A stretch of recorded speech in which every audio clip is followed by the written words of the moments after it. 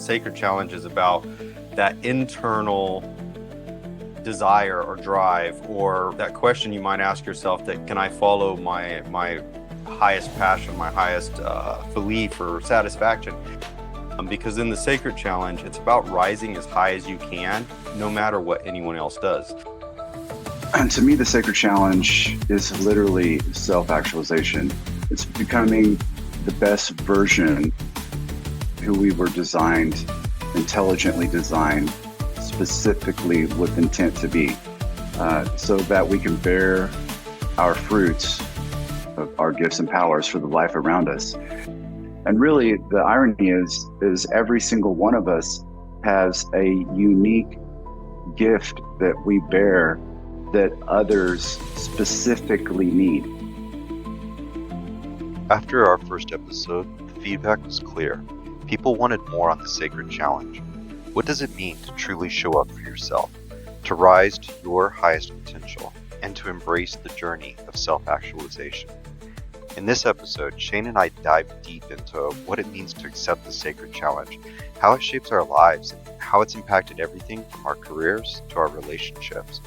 Whether you're facing struggles or looking to push your growth to the next level, this episode offers insights and tools to help you answer the call. Let's dive in. All right.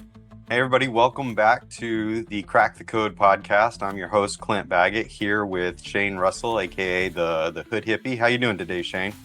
I'm doing good, buddy. How are you? I'm doing really good. It's been a pretty good couple days. We've been talking back and forth a lot. You know, there's a lot of exciting energy out there.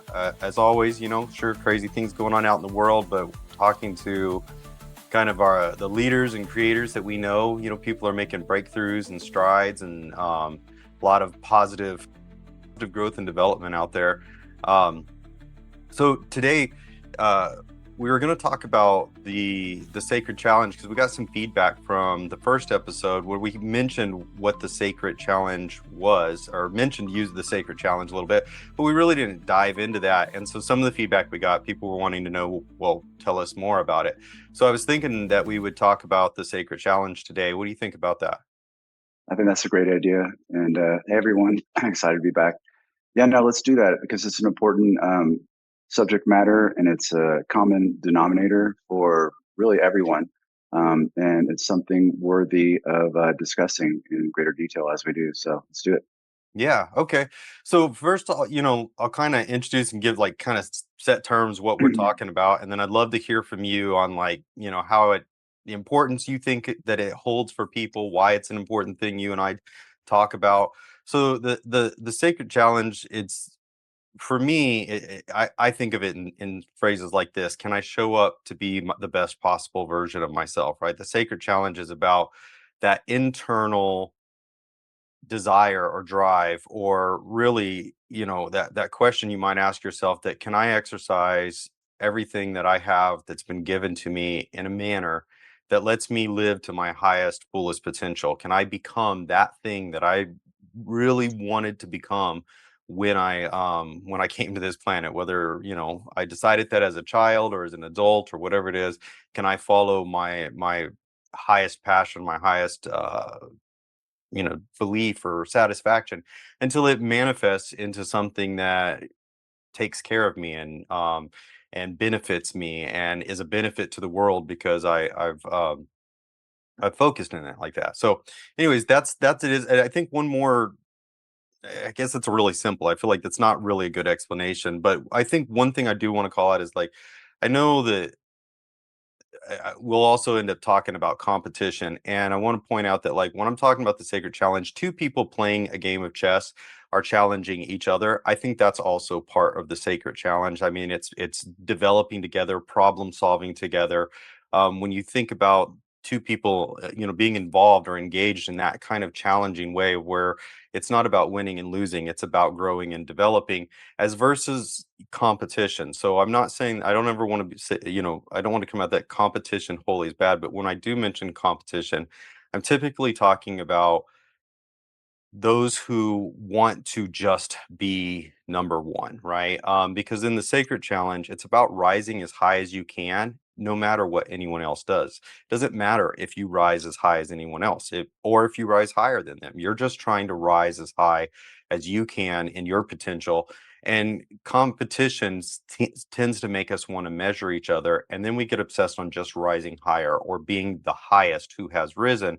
And to me, that's great. That's wonderful for people to, seek to push the limits and go beyond what anything has gone before. But if you're just doing it just to be better than other people, then to me it's kind of lost its purpose. So, anyways, what are your thoughts on it, man? Tell the audience kind of, what the sacred challenge is to you. Well, earlier in life, I learned about Charles Maslow and the hierarchy of needs. And it's a pyramid, in the bottom of the pyramid, there's like survival skills or instincts or whatever.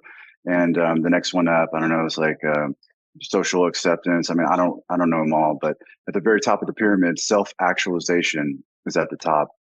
And and to me, the sacred challenge is literally self-actualization.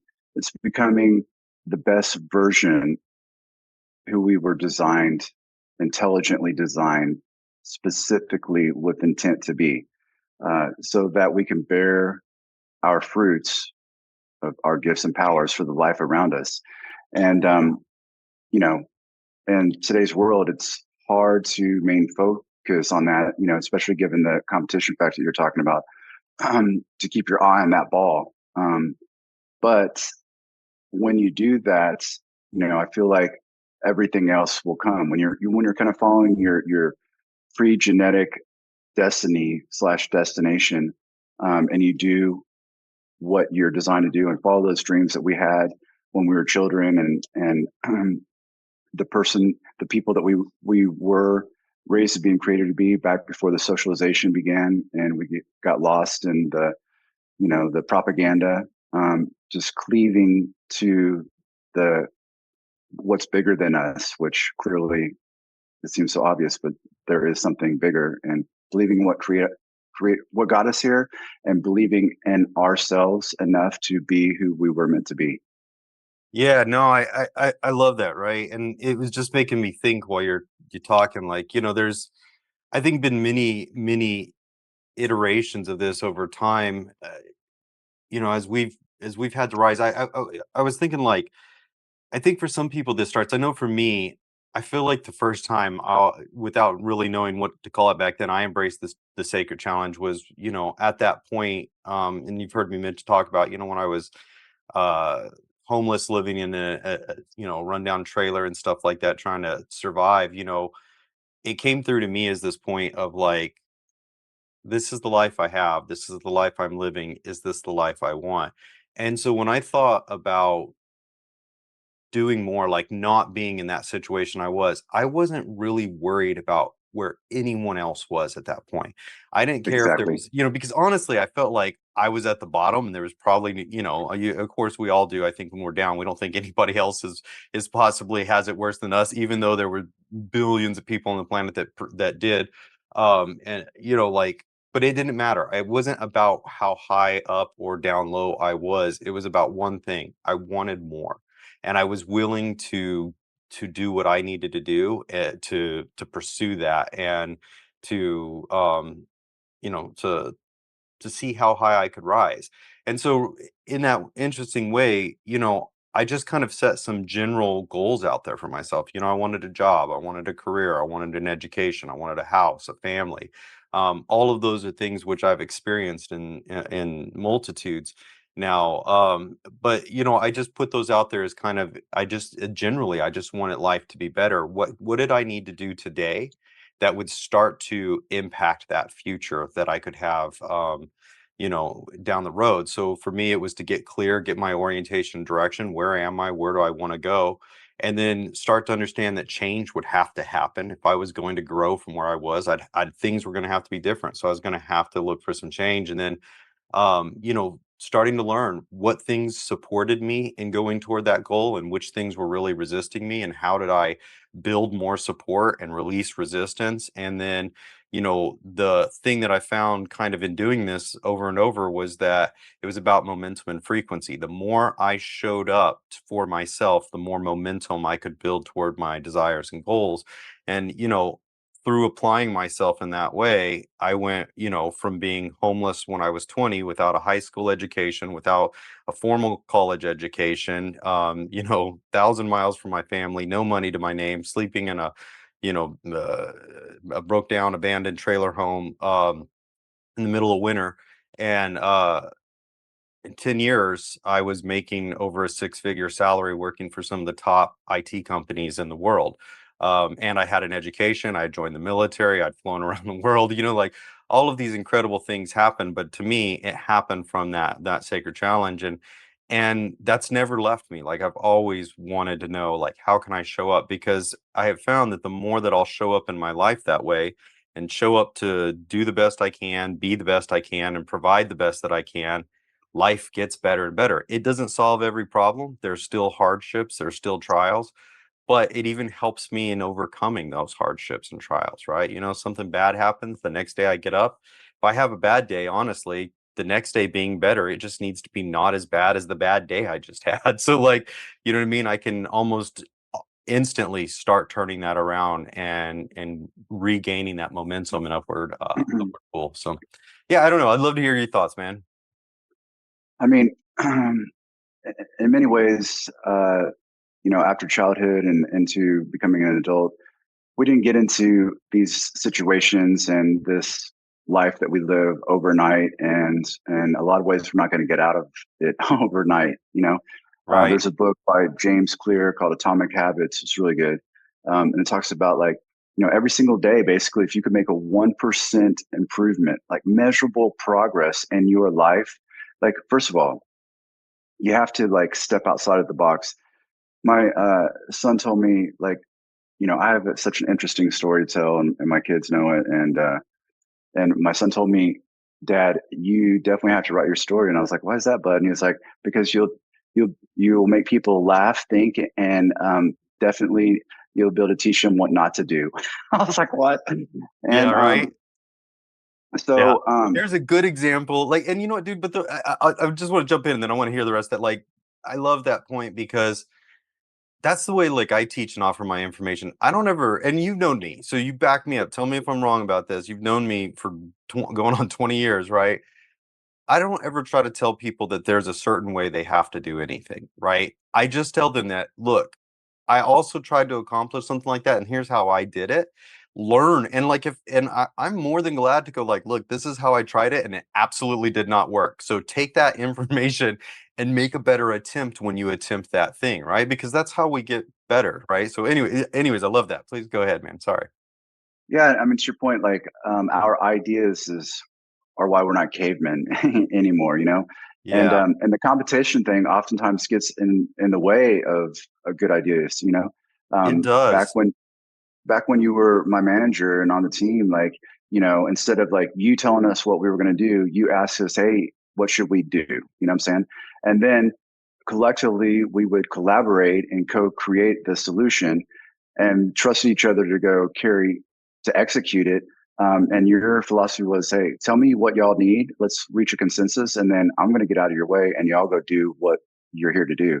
And I love that. And that principle is something that I've taken with me into all aspects of my life. I mean, a lot of this we already know. We're kind of born knowing, but um, you know, improving ourselves on all fronts, body, mind, and spirit. It's critical into this endeavor of the sacred challenge, which is, at the end of the day, it's between the person in the mirror and what created us and got us here. It just Yeah. is what it is. And I have a pool table, and I don't often have anyone to play with, and so play with myself a lot. And I'm actually undefeated, so I can brag about that.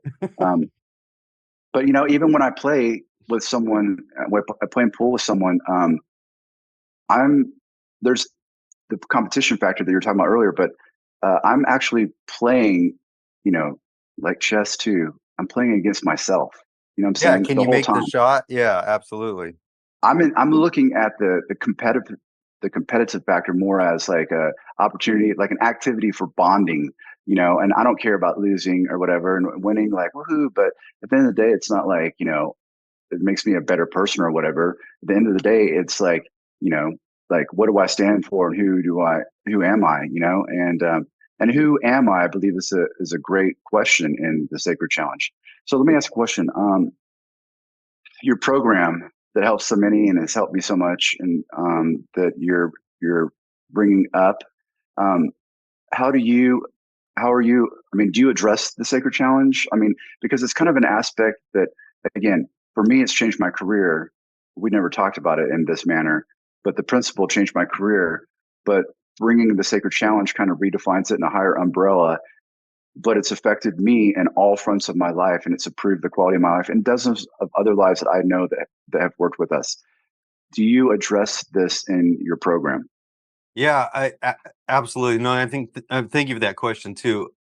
I think I do more than address it. Of course, it's talked about and discussed, but the program itself is built based on the sacred challenge. Every solution in every stage is going to ask the participant to step up and deliver the best of what they can. And that, can sound like a lot, right? But sometimes it's not. There might be, one of the first things that I ask in the orientation, right? So we go through and we find a person's power word, and then I say, can you show up for at least 5 minutes a day and focus on that power word and do the exercise. It's a 5 minute exercise to help start manifesting that potential into your life. And that's the first step of the sacred challenge right there. It's like, can you show up every day? Because we all get good ideas. And this is the thing, if you get an idea like, oh, I want to be a world class weightlifter or something like that, right? And you get up one day and you go lift weights for 15 minutes and then you never do it again, then that wasn't really the sacred challenge for you. That really wasn't your calling because it didn't hold you to it. What I look for is, what are you willing to show up for every day?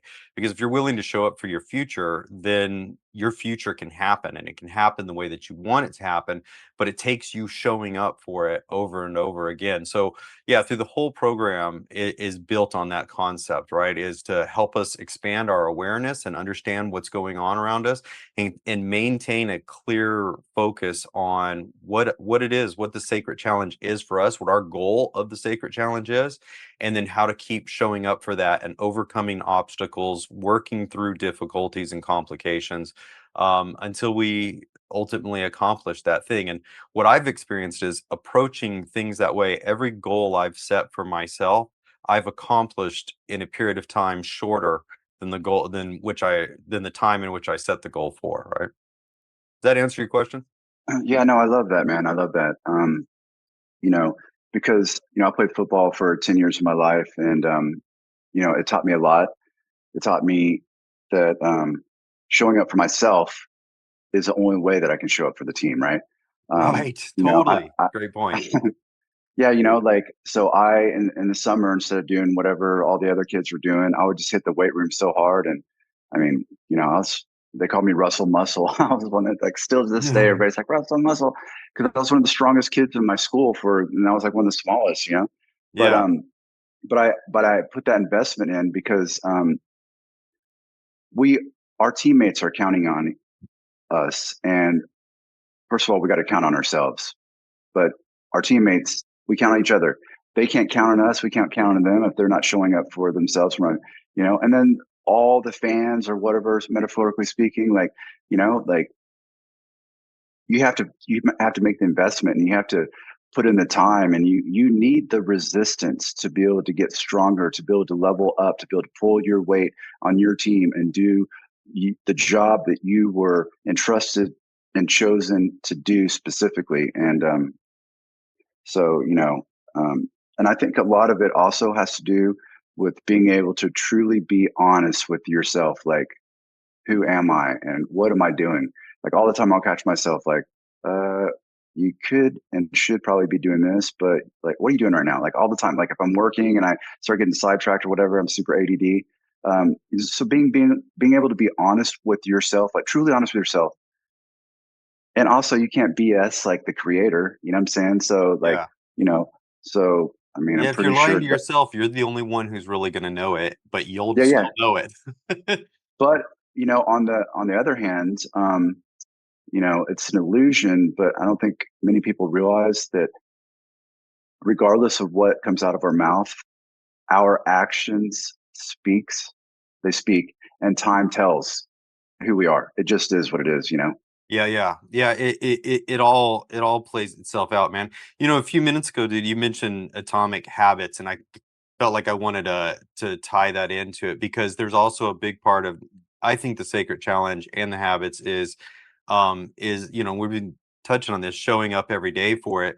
There's a Dr. Joe quote that I heard him say once, and I loved it in one of his conferences, but he goes, the hardest part about change is just not doing the same thing you did the day before, right? And then once you can do it more than one day, then all you got to do is keep doing. So for one day, all you got to do is not do what you did the day before.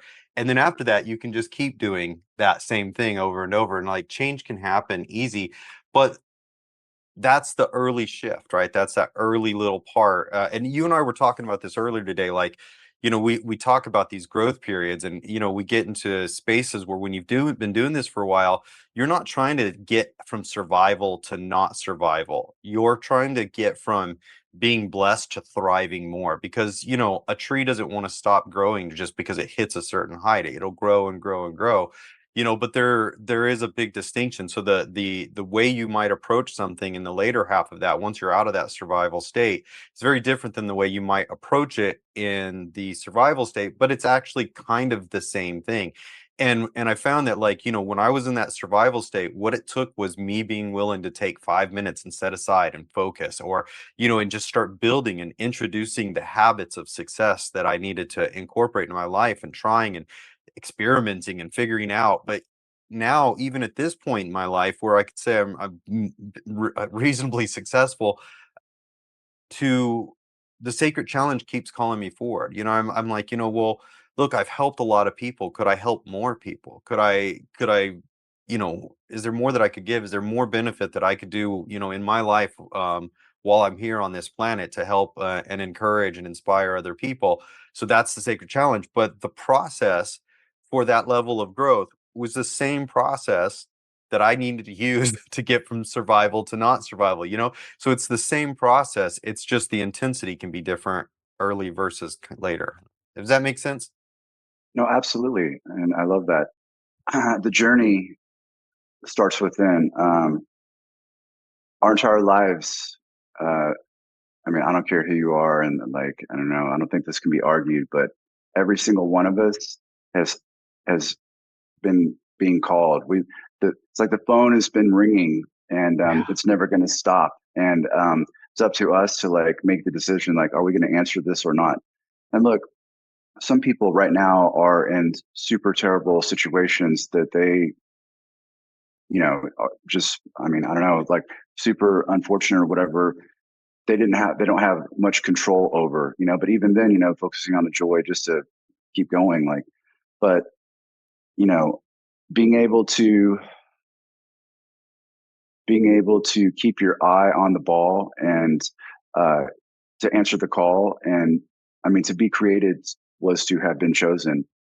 And, you know, I really believe, like, look what we've done with binary. And given the fact that DNA has four variables, I believe that all life in itself is clearly intelligent design communicating something. So we're like a message with the bottle.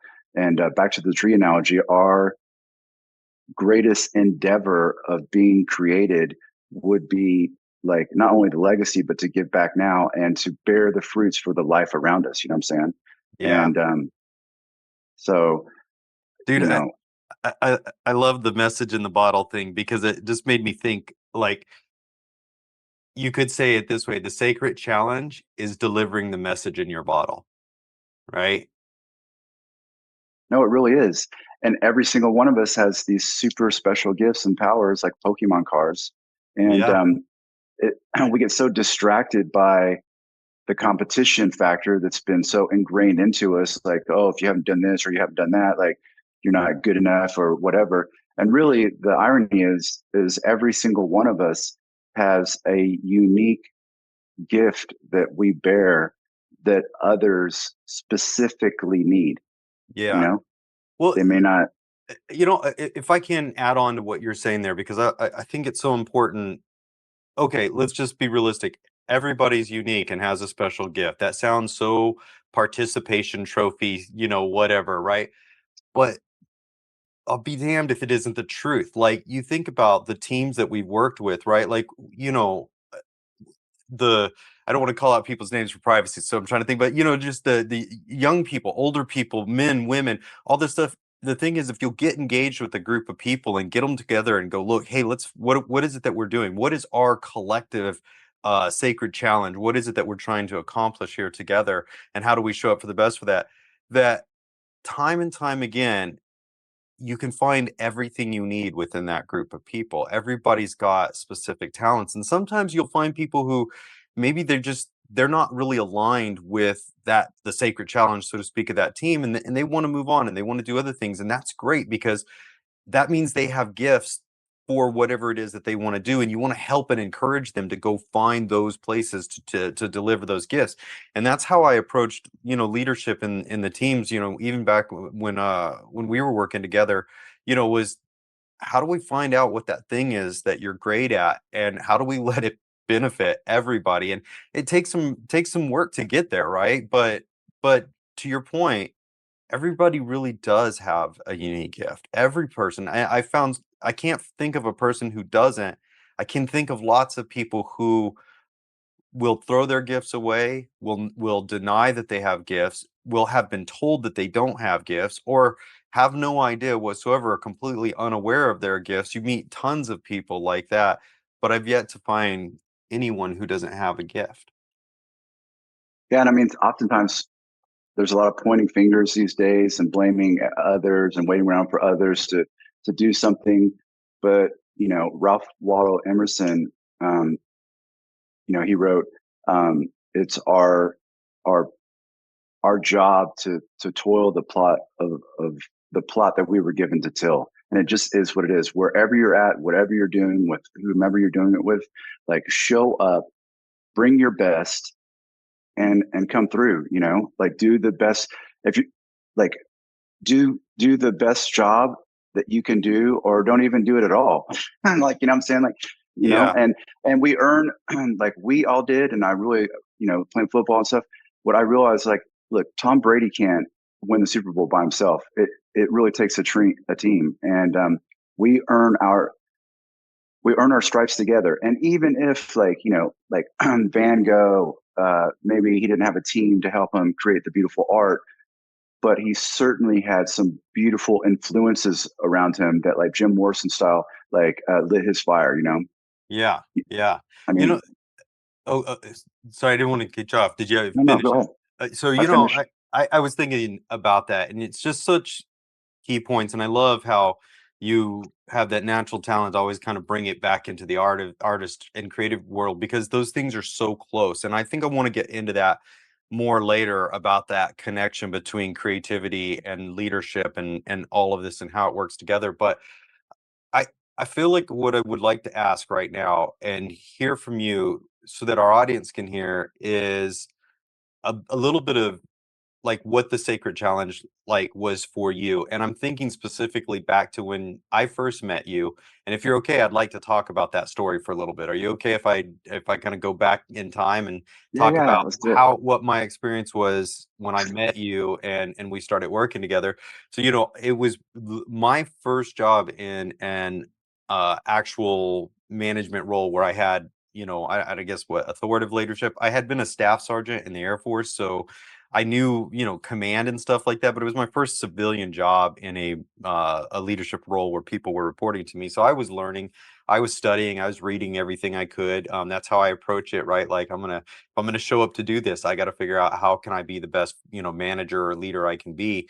But I remember, meeting you, and that when I first met you, the I was told about you, like, because you were off doing stuff, and like they're like, yeah, there's this guy, and I heard different stories. Some stories talked about how dedicated you were and that you worked 16-hour double shifts, and other stories talked about how But you were, yeah, you were, like breaking things and all this kind of stuff, and like I just remember thinking like, well, for one, this sounds like a really powerful, potent person who's willing to, work long hours and go for the team, and has probably been carrying a lot of weight on the team and is exhausted and needs a break, honestly. Like, so I remember it wasn't too long into that spot that my tenure there, that like couple weeks, like, we got to meet, and I think you started the first rule I set for the team. Okay, nobody gets to work more than 12 hours straight. At 12 hours, yeah, cutting it off, right? Like, because it's really stressful work. You're having to pay a lot of attention. There's a lot riding on it.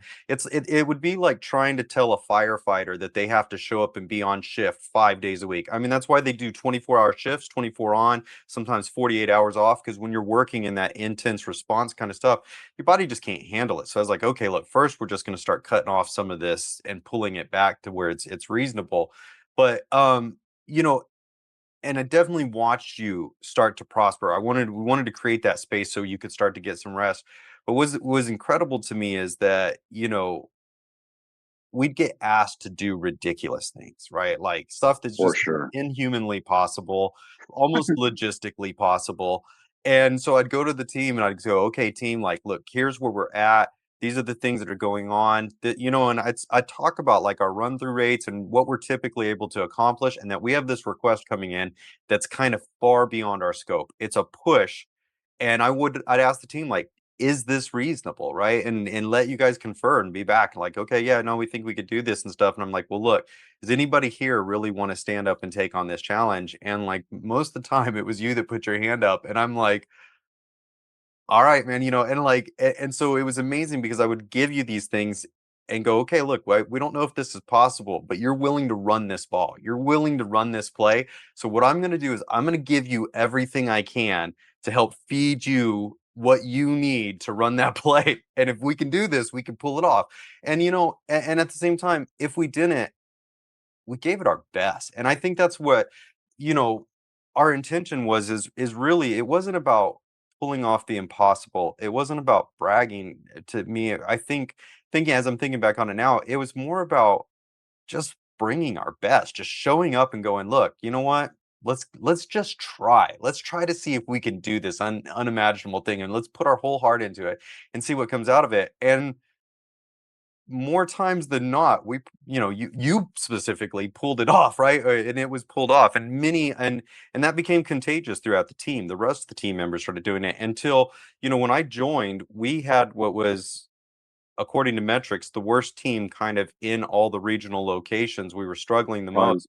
recorded 18 months history. later, when new employees were being hired at other sites, they were being sent to us to train with us so that they could take that knowledge and build and continue to propagate the culture we had developed, out to other sites. So anyway, so that was kind of my, like, where I was, from what I'm seeing. I'm seeing this guy is working hard. We're trying to give him space, and someone who's, raising their hand to take on the challenge. I'd love to hear, and I'd love for the audience to hear like your side of that story. What was it for you? Why were you raising your hand? And what was it like going through those things? How did you get through it? Was the sacred challenge a part of that, whether you knew it or not at that time?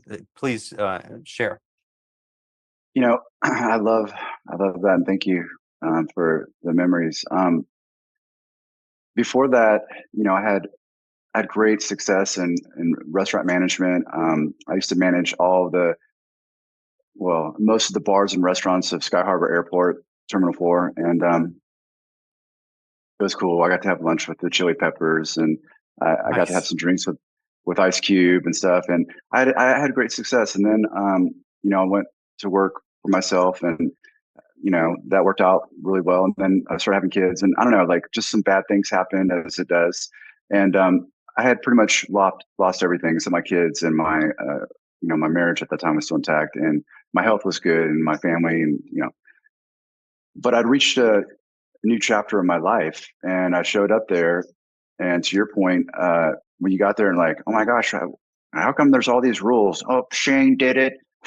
And and but there's that thing going back to the sacred challenge that I love the challenge. Like, don't tell me I'm not going to be able to do something. Oh, hell no. Don't tell me that, because then it'll get done for sure. And then also the things that we were asked were so crazy. Like, I was watching a while back Mission Impossible with a friend of mine, and like halfway, I hadn't seen it before for whatever reason. I never, and I was like, holy cow, that literally was my job before. Yeah, Because we would great get point. asked.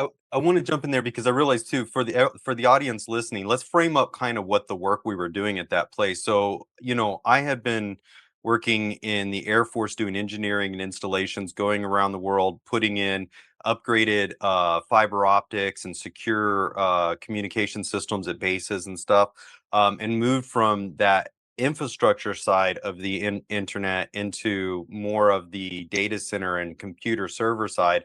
I've been working in that space. So we were working for an online retail company that was pretty prominent and still prominent today, in their world-class data centers, which we thought were huge at 4 megawatts at the time, and we seen it grow, 400% above that, and now that's small. But so we were working in the physical part of the internet, the where everybody talks about the cloud. We were in the bare metal bones part of the cloud, providing the services. And so mistakes in these areas, especially like on the back ends of hospitals and stuff like that, if you have a server outage, equipment failure happens, communication failure happens, there's real world impact. So it's kind of like high stress IT, like the most high stress IT I think I've been involved in. So you talk about the Mission Impossible. I'm thinking you're talking about the scene where he's like dropping down into like the big data center thing. Yeah, because yeah, right, like water cooling, like it's a bit far fetched, but not honestly like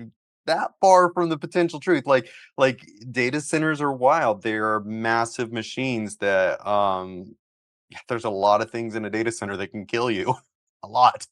Well, I mean, and not only that, like our lives have begun to depend on this stuff. Like, if we don't do things the right way, the most optimal way on the physical level that we're accustomed to, but also working in tandem with the network engineers and security. Um, and like it happened Friday with Microsoft, whatever the company that had the patch that sent out, and like, thousands or hundreds of, who knows how many around the world, the percentage of computers had the blue screen of death that they have to go back in and physically reboot. Yeah. And there was no room for error. Literally, there were times that people would get walked out. I mean, I remember one time I'd worked 20 hours, which came to the 12-hour rule. And That just I for missed fairness, one. I too wanted to say, like you mentioned a specific company. We don't know that we don't really know where the fault of that came from. It's been thrown around at a few other people, but yeah, there was a massive No, it outage impacted there. Microsoft. Yeah, I don't know Yeah, whose fault it definitely was. impacted Yeah, them. Yeah. yeah, yeah. But my whole point is like our lives depend on it, and so there's no room for error, and there was no room for error back then. And I was kind of a train wreck, and really it was because we didn't have any leadership before you got there, and you So, are got you to know saying us. I was better than nothing? I well, I mean, I guess for the record, I will give you that credit. All Um, right, thanks. I but appreciate that. At least I'm better than nothing.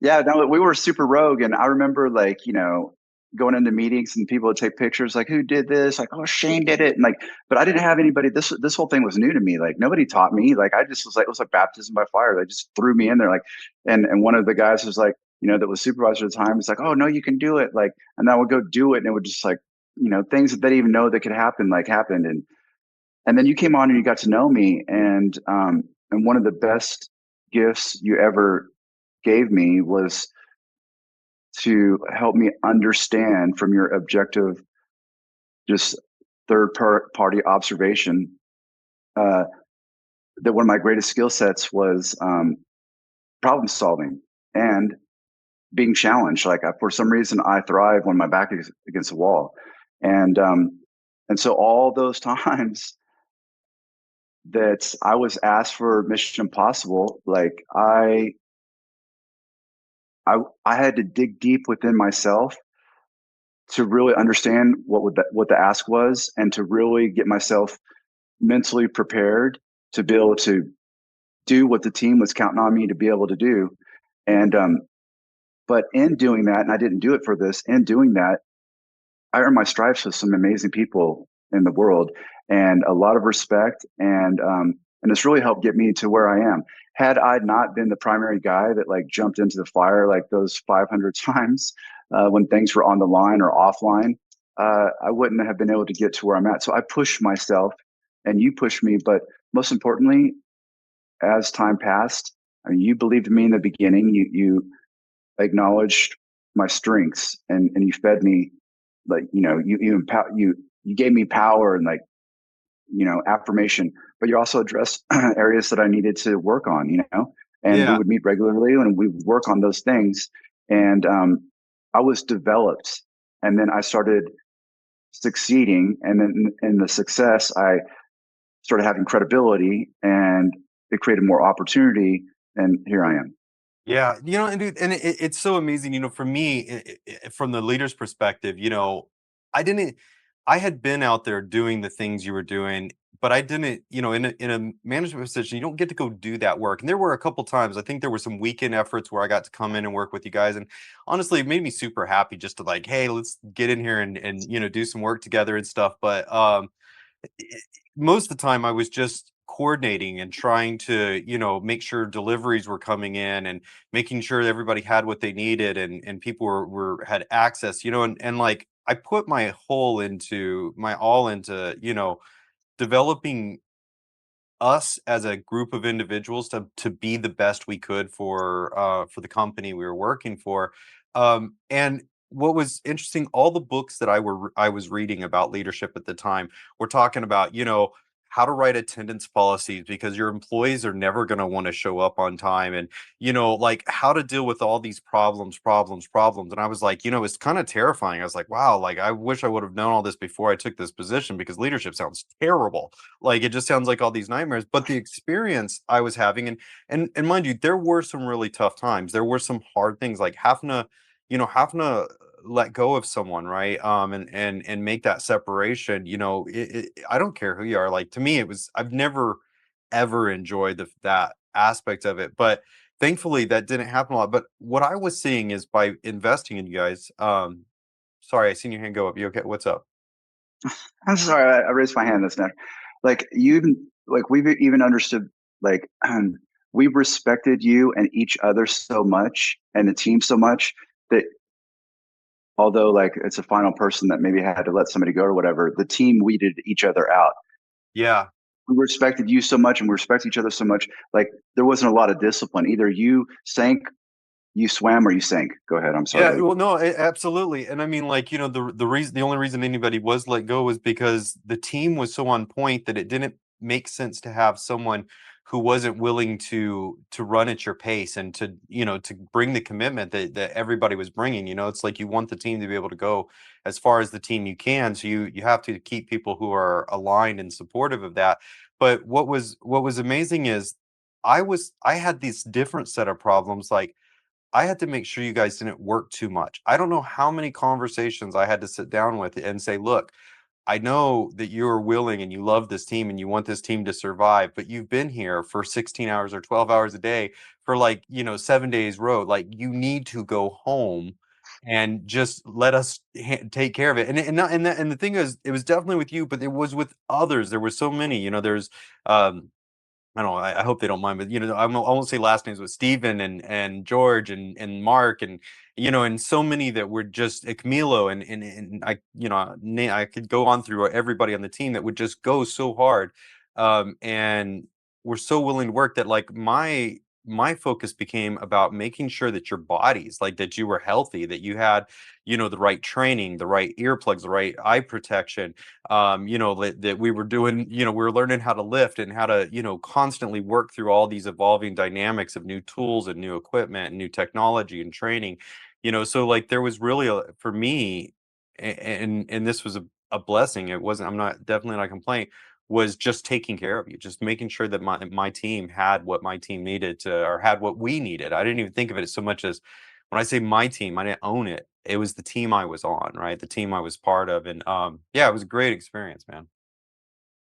No, I love all that. And, it's interesting how this all correlates, the sacred challenge, because that's really, I mean, this is something that now looking back, I've realized my entire life that I was freaking awesome.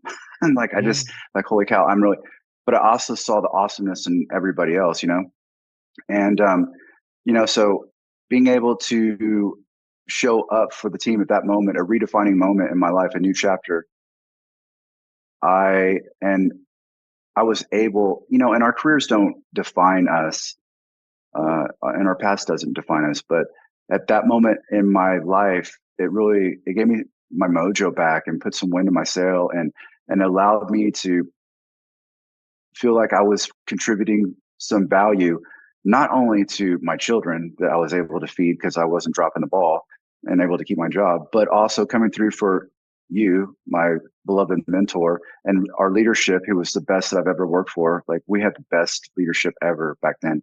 Yep. But the team also, like, we earned our stripes together, and synergy is real. We can't do it by ourselves. And but I was able to take that and build it. I mean, to your point of making sure that we're healthy, and stuff like that. Body, mind, and spirit.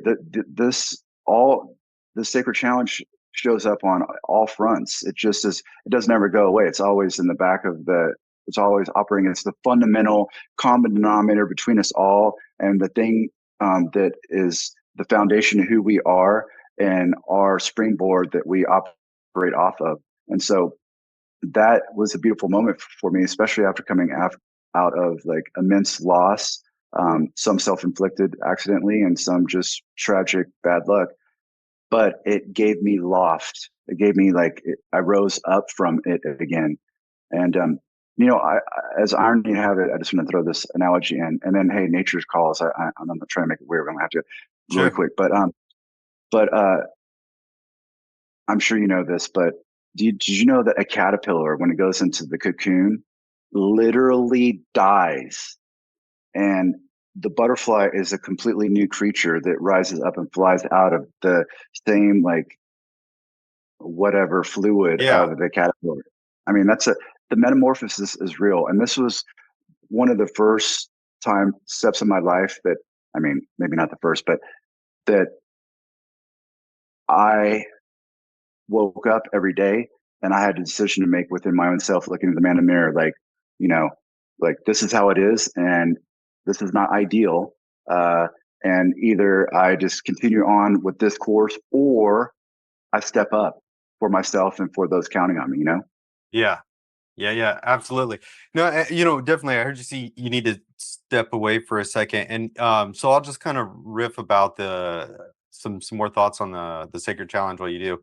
But thank you for all that, and for the audience listening. I want to call out one key point that we're kind of alluding to, and what you'll hear us talking about next is how this started to spread, and other sites that could have become competitive with us, and they actually had senior leadership that tried to get us to compete. But what's interesting about when you really embrace the sacred challenge, and to me, this is how you know if you're doing it right. You develop what I call a healthy ego. And a healthy ego says, I can be all that I can be, and so can you. And it allows every one of us to rise to our highest potential, because what we're trying to get to is our highest potential. That is the goal. And it doesn't need to be higher than anyone else or lower than anyone else. So this made us really open and collaborative toward other teams. And I remember having a sister site and going and reaching out to the leader of that team. And, they were asking questions. What are you guys doing down there and all this stuff? And I was like, look, we'll show you everything. Like we'll even come out there and see if you can incorporate and use this. And so the great thing was they took bits of what we were doing and applied it at their location. But because their location was different, they found new things that we wouldn't have found at our location. And they sent that information back to us. And now we're the two geographically separated groups of individuals were starting to grow together, and we were communicating and we were sharing information, and it was healthy, and we felt like a team even though we didn't go, oh, okay, that's the other side. And there's so much. This is kind of, getting to that point of the difference between the sacred challenge and my definition for competition in the sake of this call is we didn't experience competition between friends, right? And there is, I believe, no competition between friends. It is the sacred challenge between friends because we want to help and inspire each other's growth, right? Competition occurs in my mind between enemies, right? Between two people who I want what you have, or I don't want you to have what you have, or whatever the case may be. But that point of, for me, when I can hear it in some of the way someone's talking and I can hear it in myself, is that when you really embrace that sacred challenge and you're on point to grow, you don't really care where anyone else is. It's not about being better than anybody else. It's about just being the best that you can be. And you also have a tendency to want other people to be the best they can be. So, Shane, I see you coming back now. I don't know if you heard any of that. Were you able to listen in? Yeah. So definitely. I I, mean, kind of, what are your thoughts? Tell me, am I a crazy man, or was I hallucinating, or is that what actually happened? I mean, I went to the psychiatrist one time, and then I said, "Thank you so much. Finally, going to be normal." And he said, "I'm pretty sure. I'm not sure what normal is. You're never going to be it." So the crazy man part, I can't answer that. I'm pretty sure you're to some a little different, but in the most awesome ways. But yeah, no, I really believe that. I mean, you're definitely onto something. The sacred challenge is something that is, again, between us and the person in the mirror, and us and our creator, whatever got us here. And to be able to show up for ourselves and be the best version of who we are, um, it's it's important. And excuse me, I have a call coming in. And that's the only way that we can even be real competitors, when it comes to competition. I mean, really, the founding fathers of this country understood this whole concept. You know, be all you can be, and um, you Well, know, uh, just if I can jump in on that, yeah, thanks for covering there. For those who are getting to watch us on camera, you see us doing a little teamwork and making space. Hopefully, on the audio side, it just feels like a good smooth. But the founding fathers, dude, and so I'll plug a little bit here. But in our Pledge of Allegiance, and this is and there's so much just kind of in that core stuff that I feel like we miss. It says, "United we stand, divided we fall." Like, they got it, right? Well, how do you stay united? You have to let everybody rise to their own highest potential. Because at the moment that you start to control or dictate how high someone should rise or can rise or shouldn't rise, you're no longer united. You're divided, because every person, if we reach that state of indivision within ourselves, we're going to embrace the sacred challenge and we're going to rise to our highest potential. The only thing that creates division at that point is someone trying to stop you from it. So yeah, we have a premise in our, it's like a prophecy. I always say it was just kind of written, and it's like, and it's going to hold true. United, we will stand. United, we will figure it out and come together. And we have to be able to accept all the differences in us and still be able to come together. But if we remain divided, then it's going to fall apart. And right into our Pledge of Allegiance, one nation under God, indivisible. But yet we're very divided. So, sorry, I just wanted to call that out because it was making me think, like, I think for me is my big hurt. It's the wound in my heart that isn't from childhood trauma or anything like that. Like, maybe it is, I don't know. But it's the thing that I want and love the most for us and for everybody is, if we can remove what separates us, then we can be together and we can be super freaking successful. I've seen groups like that team that come together, and you were talking about it the other day. Everybody from that team has moved on to magnificent success, and following their careers, they talk about what they learned that we did there together as a group and accomplished, and how it benefited their life for decades afterwards. Absolutely. But you're, but it always comes down in the most uh, granular level to self.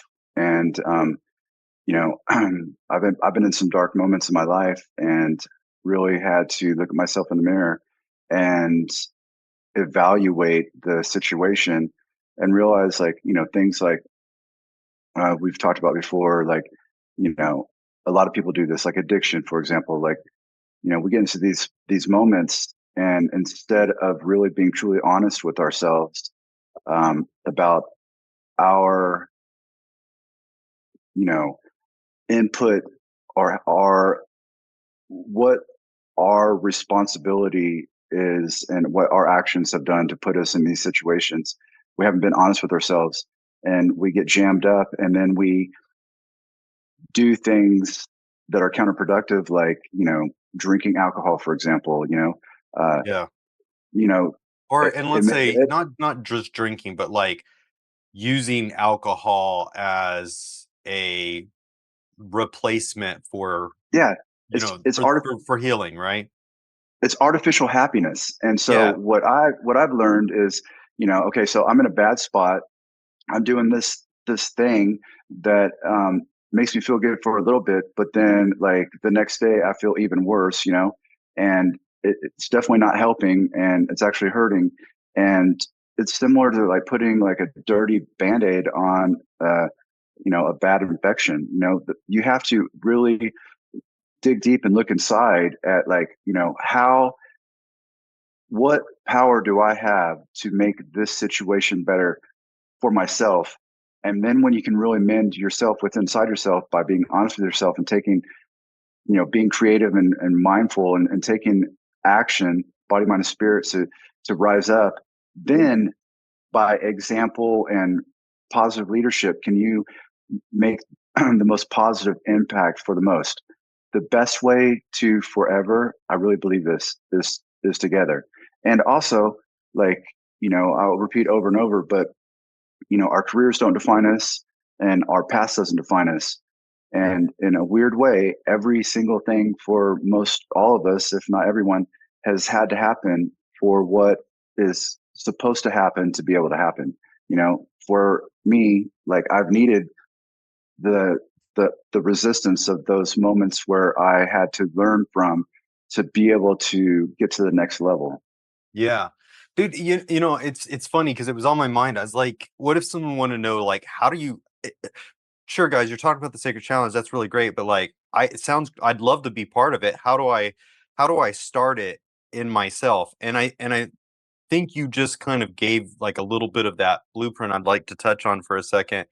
And it may be a little bit different in where people are, but you said you were in that point and you said something in the order of like, what can I do for myself? What was it you said? Because it was, I feel like that's the call, that self question. What can I do for myself to make this situation better? But how did you say it? What, can you go back to that part?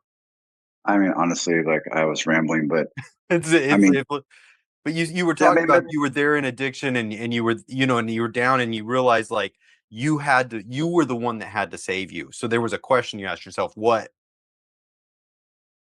I mean, nobody was coming to my rescue. Like, what, it comes down to, what do we have control over and what we don't. And if I want a better life and I'm not happy with my life, and all I'm doing is laying around and just getting intoxicated, or not doing whatever I need to be doing to, like, start getting myself redirected, um, then that's on me. And Yeah. maybe, like, it's almost becomes like masochism at that point. Like, maybe, self torture or whatever. Like, there's nobody else to blame at certain points in certain ways in our existence and who we are. We're accountable for ourselves in the majority of ways. Like, bad things or less than ideal or optimal things happen to us all. But the things we have control over, we have to acknowledge them, and we have to make, measurable progress. Back to Atomic Habits, the 1% change a day. Like, some of those moments I didn't get in overnight. I wasn't going to get out overnight. I needed to, every single day. There's been times that I was in a black hole, and I, like would just drink a lot or whatever. But I played football for so long, and I got so used to having that natural high, that I remembered it. And so I knew that like what I was doing was making it worse. And I could I got sick and tired of being sick and tired. So I would do 20 push-ups one day, and then the next day I would do 21 or whatever. And you Yeah. saw it, there was a time that I lost 60 pounds, and like, then I got like selected to go do even something, the greatest thing that I've ever been asked to do in my life for another company. And um and but it took me to be able to leave the darkness. I had to start putting one step in front of the other, and it had to be baby steps. Yeah. And I had to be accountable for myself inside my own self, be honest with myself, and make measurable progress. And then, Yeah. like working out, like I would see like, I would start feeling better, like, and I would start like seeing the progress just physically, and just how good I would feel. And then I had less time for these other things. And I started really like just switching it over from bad habits to good habits, and just inching forward.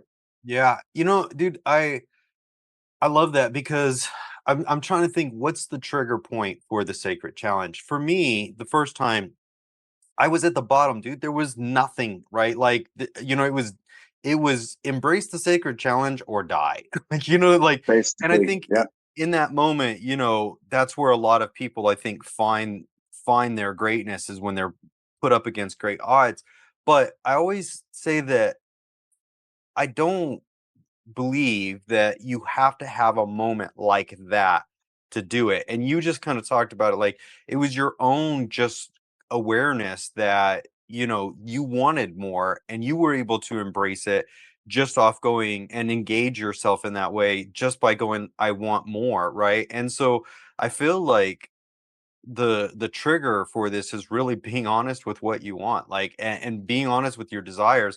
And this is what I found is like there's an element of what people tell you you should want, or what you think you should want, or what you've been taught you should totally. want, or what feels acceptable, what you won't get punished for, all of those things that kind of create these mission statements in our head that we drive forward along. And to some respect, some of them are good, some of them aren't, some of them are for safety, all that stuff. But really, what I'm talking about is dig down and what is that thing you love? And it's like we were talking about this a couple years ago when you exposed to me, like, years we'd worked together, and like I find out you're a poet, and like and I'm writing, and we're doing all this stuff, and we found that creative side, our passions. And once I've started to lock into my passions and apply the mindset of the sacred challenge to my passions, how can I get closer to my passions? How can I allow my passions, my dreams to fully manifest into my life experience? How can I get a little bit closer every day? I don't care if I'm 0.00000001% closer each day. I just want 1% closer, right? Like, what can I do if it's just 5 minutes? However, I'm going to show up for it, and that's really the commitment part of it. That's just, you're not always only going to go that far. It seems to multiply like a compound indexed IUL investment account, right? It's just going to, the more you put into it, the more you're going to get return. And it's going to grow faster and faster. But the trigger really seems to be about connecting to that thing that you want the most, right? Whether Yeah. whether everything's bad and what you want in that moment is clear, or if things are just, whatever. But where, if you can connect to what your passion is, and that seems to trigger. I mean, would you agree? No, absolutely. I would agree. I mean, momentum is real. And in my experience, like, I mean, I guess you can stagnate, which that's probably about as painful and regretful as one could be. Or you're spiraling up and spiraling down, or spiraling down. And in a weird way, I mean, I've hit the bottom so many times. Like, I mean, I've dribbled like a lot. Um, some people may not have had the misfortune slash great fortune of hitting the bottom, as terrible as it is. I hit the Teaches you a lot, bottom. doesn't it? Yeah, I've hit the bottom a couple times that Me like, too. Me too. especially having children. Once I had children, like, dude, you got to figure it out. You have no choice. Like they're depending on you to figure it out. But there's other people that I know and have met, that are just perpetually unhappy. They haven't hit the bottom and been, you know, provoked to a point where they have to figure it out and they just settle. And I feel really blessed because I mean, I'm going to say this so many times, but like it all had to happen for what is happening, you know, like Yeah. we're And no that's the pain, no fortunate gain. part of the unfortunate part, right? Right. Sometimes life pushes you so far out of the norm because and I think what you're talking about is you see people that they know they want more, but when they start to follow that, they believe they can't, they've been told they can't, they've been told they shouldn't. There's something that comes in their knowing or thinking that tells them that they can't, they have to turn away from that which they desire. And they start to spiral down until things kind of suck. And then they'll go up a little bit, but they believe, but they hit that same limitation. And it's up and down and up and down and in between a state of barely happy and miserable. And over time, that doesn't equal out to neutral. It just kind of builds and you see people they get through a good portion of their life and they're thinking, God, why didn't I go do that thing that I wanted to do? And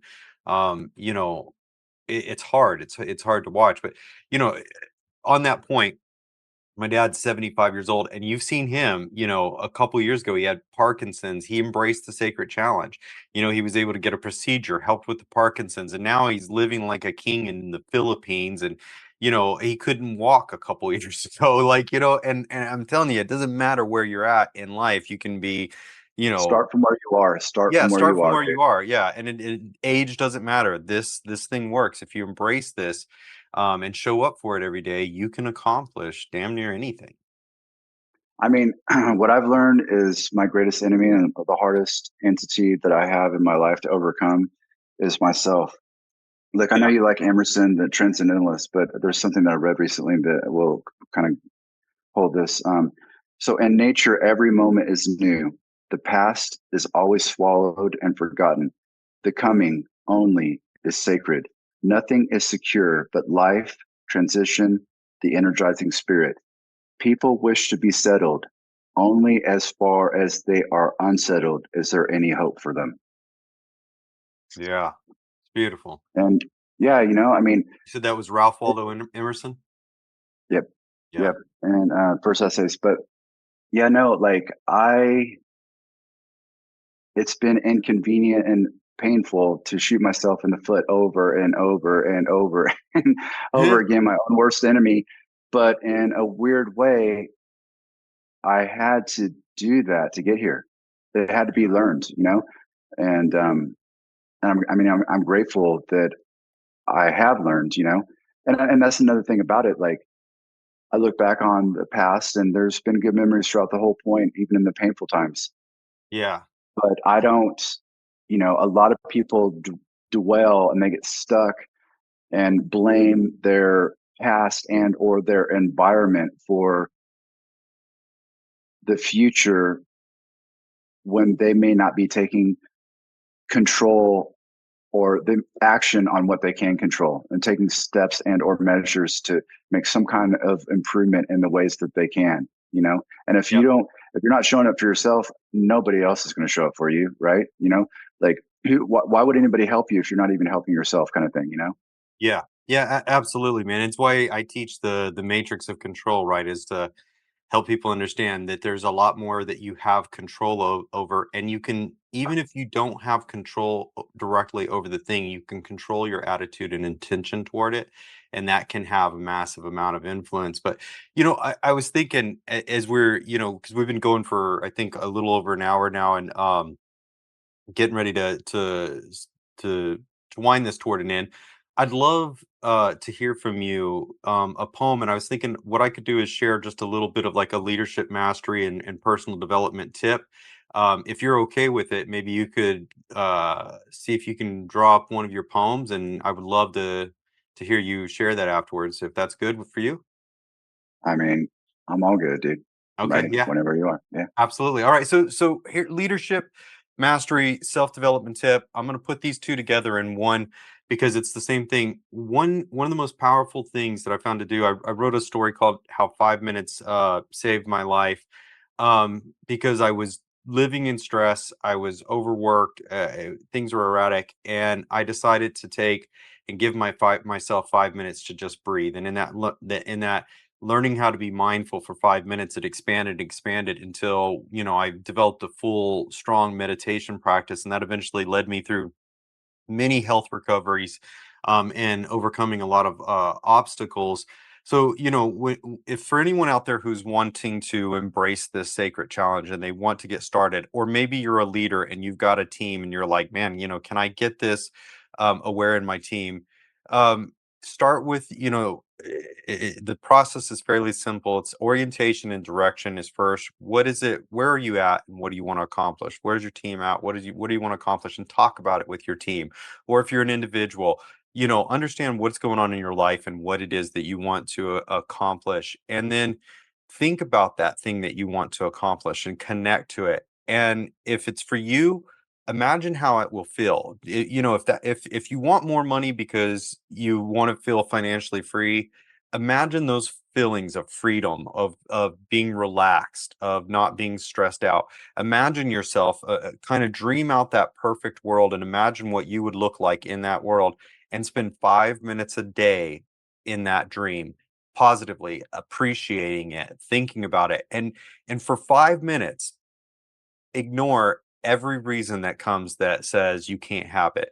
And you just tell any of those thoughts, say, look, that hey, I appreciate you coming. I know that you were there to protect me. I know that you were there to help me in the past. But for these next 5 minutes, I'm going to live in the dream of the future I want.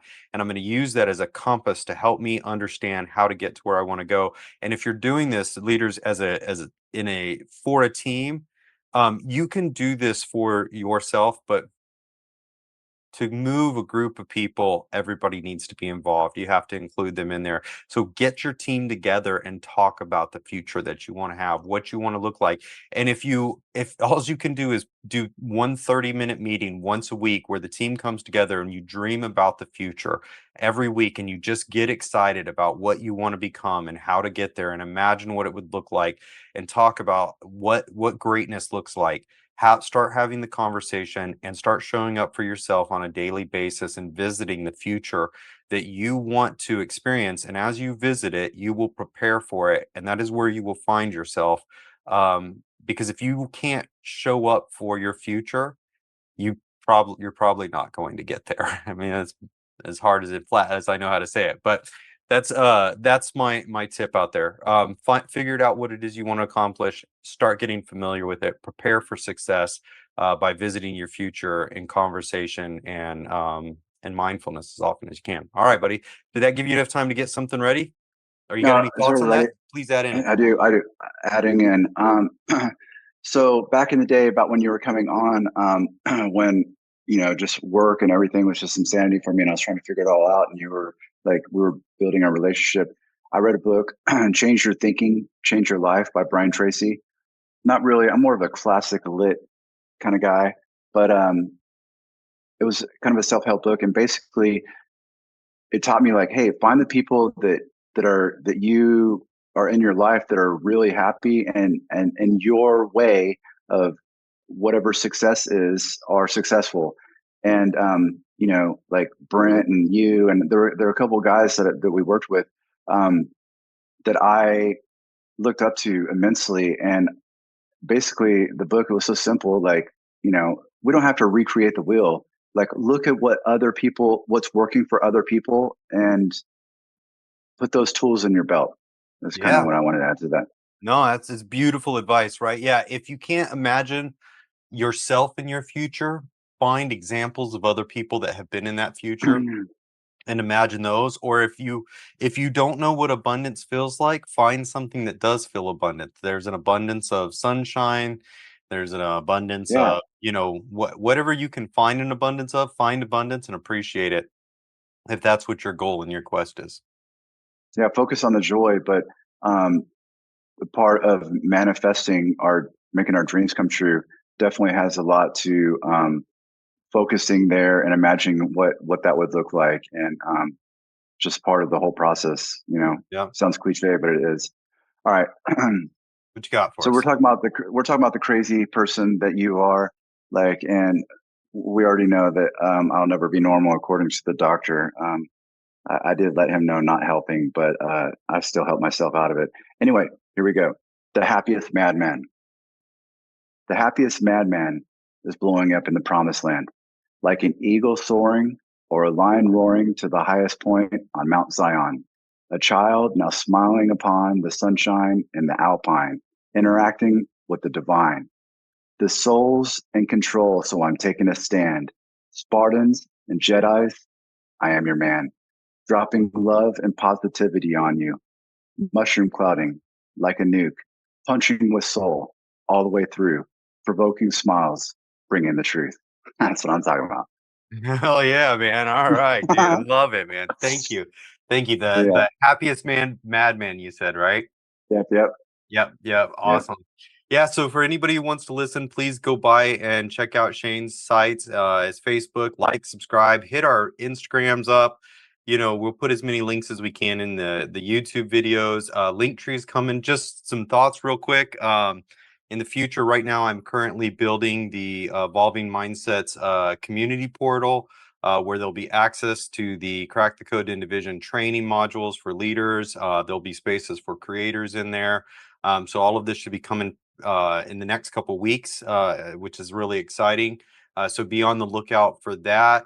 And I know, Shane, you've got, books and more poems and all that stuff coming. I think we've all been kind of in like a dark hiatus as we've been trying to figure out what to do with the world, Intermission. how to survive. And Yeah. yeah, sometimes we just have to do that. We have to get down and get dirty and figure it out. But lots of wonderful things coming, and more episodes. I think next time we talked about potentially talking about like the 4 pillars of Indivision, or maybe digging in there. We got some wonderful feedback from our first episode. So anybody that's listening, please feel free, leave comments, ask questions, whatever it is that you're interested in or would like to know more about.